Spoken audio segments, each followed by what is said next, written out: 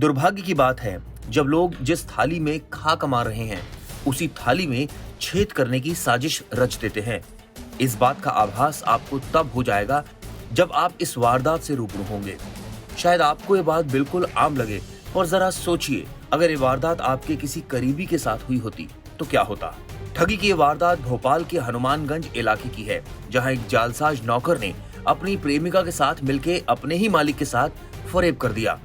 दरअसल दीपक हीरवानी नाम के इस शख्स की भोपाल के हनुमानगंज में जुमेराती शंकर सुपारी नाम की एक नामी दुकान है। दुकान पर 6-7 साल से काम कर रहे नरेंद्र नाम के युवक पर मालिक को अटूट भरोसा था।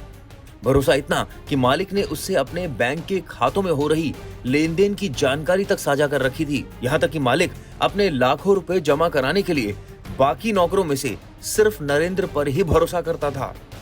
देखा जाए तो मालिक ने हर रोज की तरह उस दिन पैसे जमा करवाने नरेंद्र को बैंक में भेजा, मगर मालिक के बढ़ते भरोसे का फरेबी नौकर इस कदर फायदा उठाएगा, इसका अंदेशा किसी को नहीं लग पाया।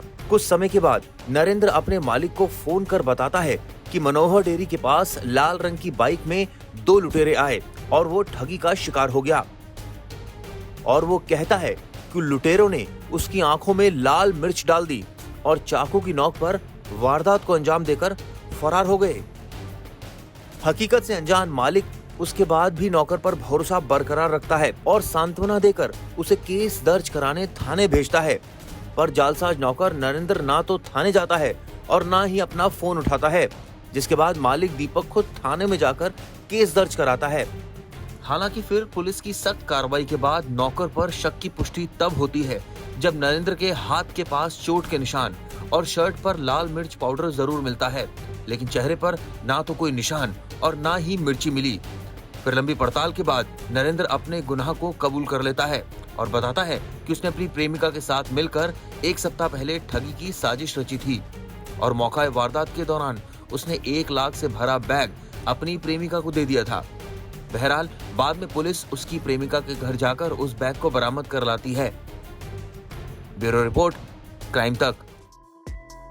हमारे देश में कई ऐसे जरूरतमंद लोग हैं जिनकी मदद की गुहार आपके कानों तक नहीं पहुंच पाती। न जाने कितने ही ऐसे बेबस लोग हैं जो मजबूर हैं पैसों के साथ। आपकी एक थोड़ी सी मदद इनकी ज़िंदगी बदल सकती है। तो डोनेट करने के लिए या बाकी जानकारी के लिए आप नीचे दिए गए डिस्क्रिप्शन पर क्लिक करें।